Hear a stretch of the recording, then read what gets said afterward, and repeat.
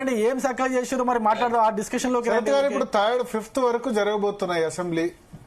వస్తాడా రాడా మళ్ళీ కేసీఆర్?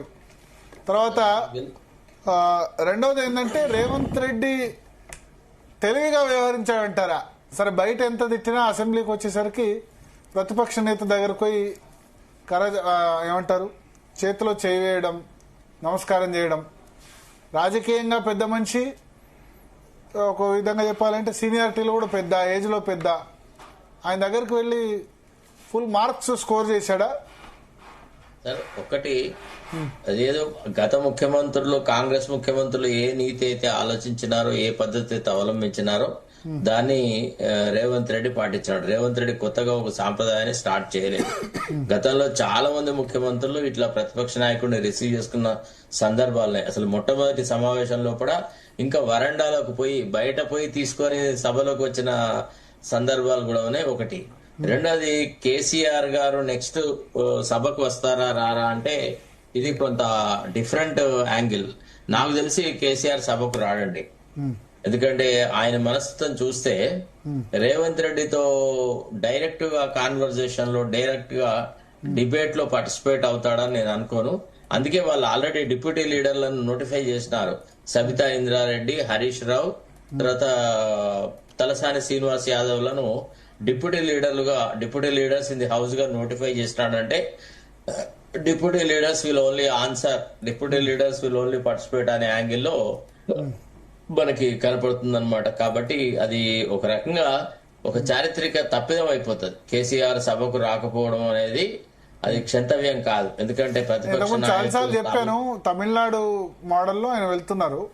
జయలలిత గెలిస్తే కరుణానిధి అసెంబ్లీకి వెళ్లారు, కరుణానిధి గెలిస్తే జయలలిత వెళ్లారు. నేను ఎందుకు వెళ్లాలని ఒకటి. రెండోది, ఆంధ్రప్రదేశ్ లో కూడా ఇప్పుడు అట్లయింది. ఆంధ్రప్రదేశ్ లో కూడా అదే విధంగా జరుగుతుంది.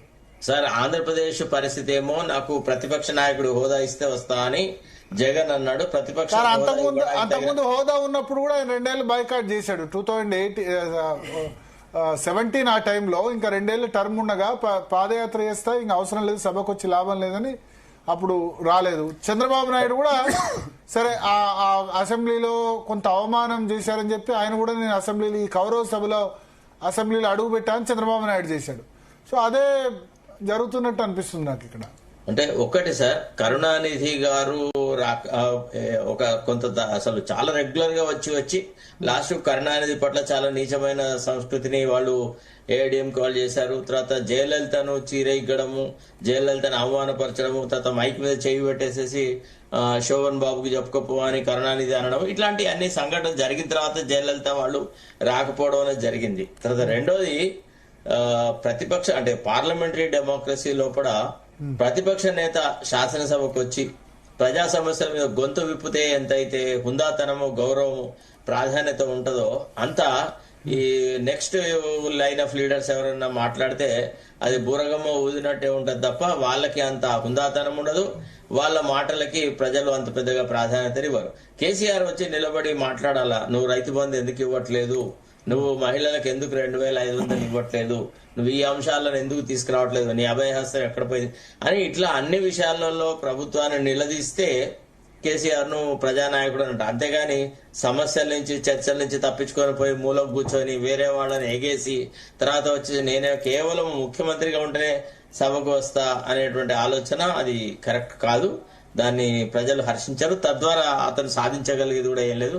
ఎవడు కేసీఆర్ కు రాంగ్ సలహా ఇచ్చినారో గానీ పార్లమెంటరీ డెమోక్రసీలో ప్రతిపక్ష కేసీఆర్ కు సలహా ఇచ్చే వాళ్ళు కూడా ఉంటారు. రాంగ్ సలహా, రైట్ సలహా వినడం కూడా ఉంటుందా?